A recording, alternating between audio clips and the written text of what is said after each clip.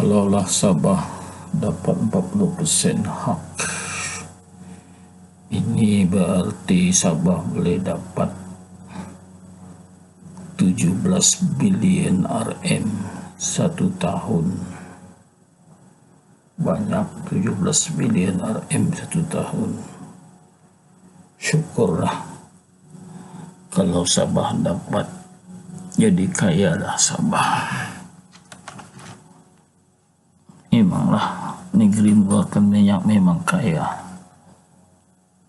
Kalau di negeri Arab sudah terbukti lah, negeri mana yang mengeluarkan minyak memang kaya. Malaysia pun, kerajaan pusat pun dapat kaya sebab Sabah mengeluarkan minyak. Orang mendapat kekayaan juga dari Sarawak mengeluarkan minyak. Kerajaan pusat pun kaya. Jadi itulah yang baik. Sabah kaya, kerajaan pusat kaya, Sarawak kaya, itulah yang baik. Itulah yang membentuk Malaysia yang sebenar. Bukan negeri yang mengeluarkan minyak dimiskinkan. Itu salah. Hak adalah hak. MA 63 ada sudah tertulis. Dalam perlembagaan pun ada. Aku nampak menteri-menteri di pusat jaya ataupun di federal tidak ada masalah untuk menghormati perlembagaan dan MA 63. Tapi yang aku kurang senang ialah mereka buat projek.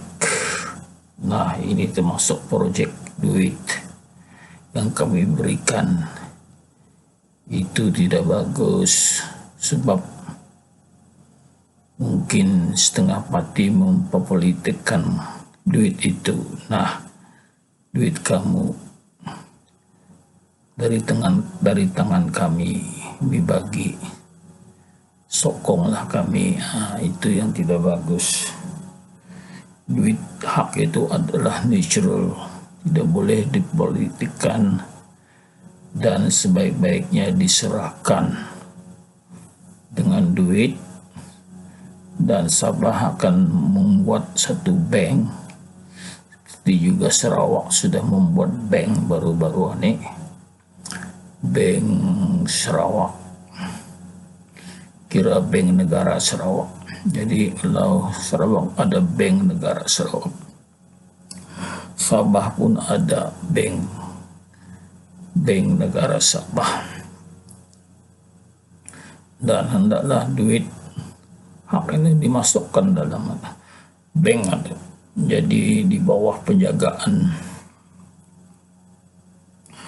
menteri-menteri Sabah lah. Jangan satu orang, ada tiga orang lah untuk menjaga duit itu. Dan mengeluarkan pun ada signature 3 orang lah, macam itulah. Jadi duit itu akan lebih terpelihara daripada dikuasai oleh satu orang saja. Jadi kalau terkumpul duit dalam sana, akan dibagi 17 bilion itu, habis 17 bilion itu satu tahun.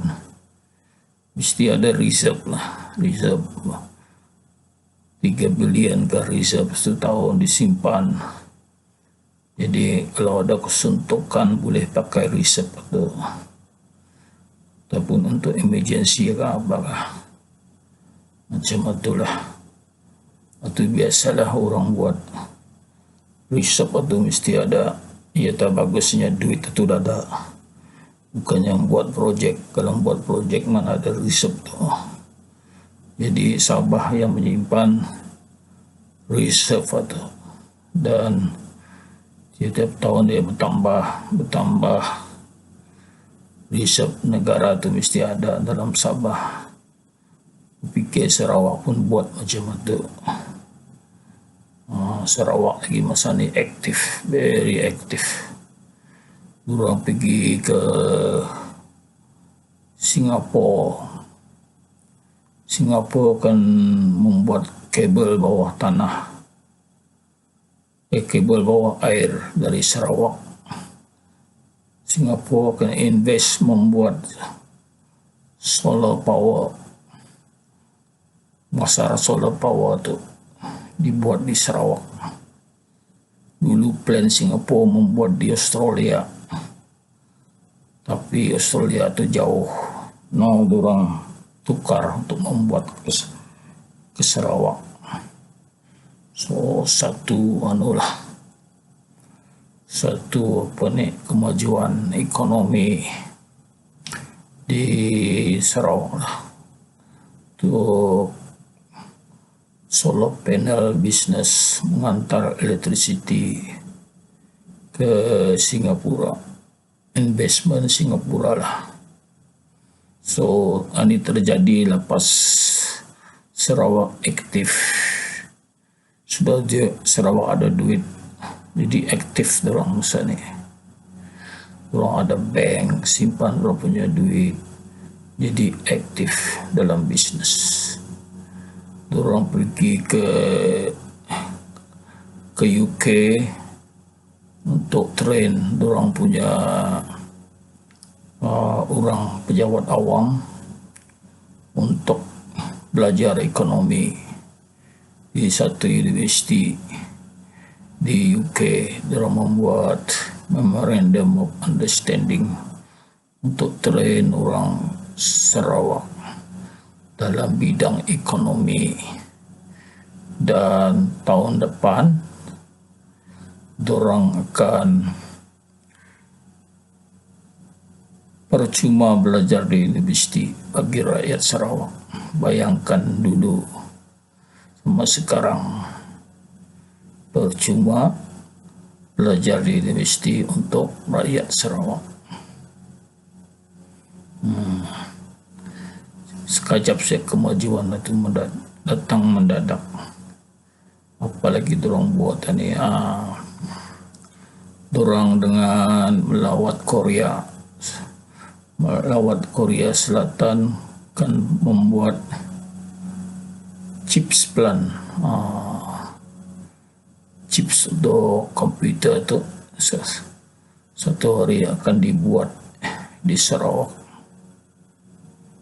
Itu kalau menjadi hebat ke Sarawak atau menjual chips. Masa ni chips memang laku. Komputer diguna di mana-mana saja, banyak memakai chips ni. So satu kemajuan lah ekonomi benar dengan pesat. Lagipun negeri pun respect Sarawak. Dan macam dulu dorang rely on duit daripada Semenanjung. Jadi macam Semenanjung itu kontrol duit dorang. Masa ni indah lagi, Sarawak sudah ada bank negara, simpan duit dorang. Jadi Sabah pun macam itu barang. Kalau berjaya klaim 17 bilion atau ini kiraan aku sendirilah, 17 bilion. Aku kira daripada minyak yang dikeluarkan dari Sabah dalam harga minyak RM60 satu tong, dan 40% itu berapa, tapi belum campur gas. Itu aku estimate saja gas lah. Jadi duit dapat dari gas dan dapat daripada minyak. My estimate is 17 billion setahun. Atau mesti kalau kamu kira nanti benar 17 billion or maybe more, dorang agree with the kiraan itu. Bukannya susah tu mengira tu. minta saja data pengeluaran minyak dan gas dan harga minyak dan gas. Kira dia dah susah tu. Senang saya mengira tu. Dah susah-susah, jadi dorang pun sana agree and then that's it. So tiap tahun mesti ada dipanggil meeting menuntut hak lah namanya, apa saja nak kamu namakan meeting itu. Jadi an agreement how much Sabah right to oil and gas for that year, whether it is the end of the year meeting itu or middle of the year. Meaningnya kalau middle of the year, so by June kerajaan pusat mesti membayar budget duit itu, and if it's the end of the year by January, mesti kerajaan pusat membayar duit itu, masukkan ke bank. Bukannya diorang membuat projek, don't accept diorang buat projek, because duit itu kadang dipolitikkan.